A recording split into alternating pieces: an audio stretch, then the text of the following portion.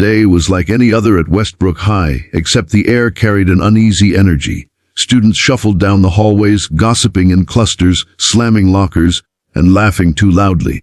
Word had spread like wildfire that a new teacher had joined the faculty, someone who was said to be different. Rumors always bloomed quickly here. Some said she had been fired from her last job.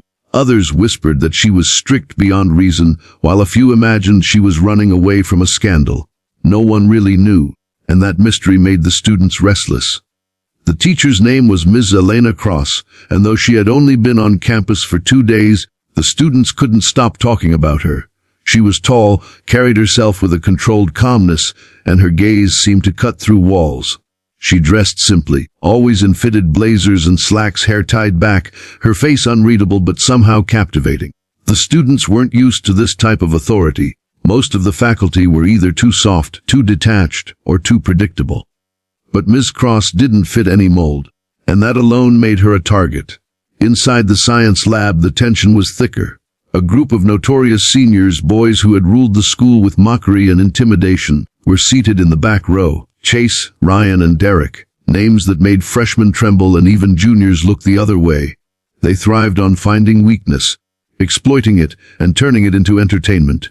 Teachers had tried to discipline them before, but they always found a way to manipulate, charm, or outright defy authority until the adults gave up.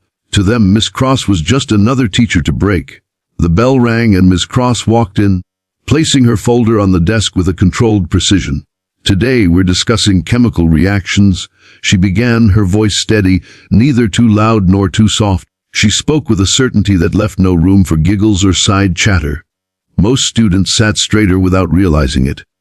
But not the trio in the back. Chase leaned back in his chair, legs spread, smirk plastered across his face. Ryan tapped his pencil on the desk, making a dull rhythm to mock her. Derek whispered something crude under his breath, and they all laughed.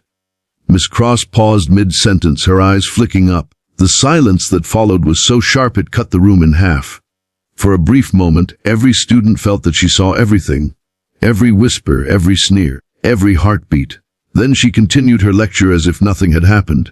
But Chase didn't like being ignored. "Hey, teach," he called out suddenly, cutting through her explanation. "You got a husband, or do you just yell at soldiers in training all day?" His friends snickered, and the room tensed. Ms. Cross didn't answer. She simply turned, wrote something on the board, and kept teaching. The dismissal in her silence was sharper than any retort, but it only fueled their hunger to break her. By the time class ended, whispers filled the air. She didn't even flinch. One girl muttered, "Chase is gonna go harder," and he did. Over the next few days, the trio escalated. Snide comments turned into subtle disruptions, moving lab equipment, tossing erasers, making jokes loud enough for half the class to hear. Still, Miss Cross carried on unshaken. That unsettled them. Bullies thrived on reactions, and the absence of one was like gasoline to a flame. Then came the Thursday afternoon lab session, the day that changed everything. The students filed in, setting up their stations. Beakers clinked, burners hissed, and the faint smell of ethanol filled the air. Miss Cross moved through the rows, watching quietly but attentively.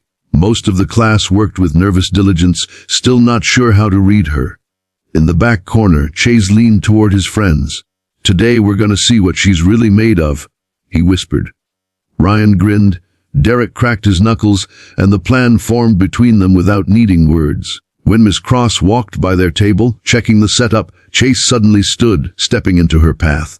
"Hey, teach," he drawled, his voice low and mocking. "You ever get scared? Or are you just one of those cold robots?"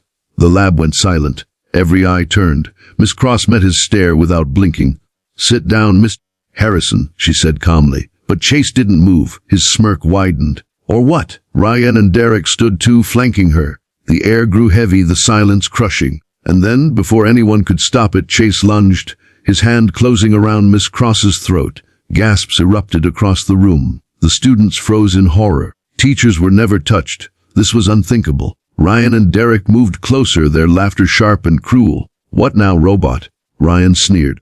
"Can't talk without your throat, can you?" For a split second, Miss Cross didn't move. Her eyes locked on Chase's, calm yet piercing. And then, as Chase's grip tightened, something shifted. A faint movement at the side of her neck caught Derek's eye. His smirk faltered. There, just above her collar, ink glimmered under the fluorescent lights. A crest, not a flower, not a butterfly, not some delicate symbol. It was bold, unmistakable. The trident and eagle insignia of the United States Navy SEALs. The boys froze. Chase's hand loosened instinctively, his smirk trembling into uncertainty. Ryan's breath hitched. Derek actually stepped back. Everyone in the room knew what it meant, even if they didn't fully grasp the depth. Navy SEALs were legends, ghosts of war, trained to survive the impossible, stronger than any soldier most had ever imagined.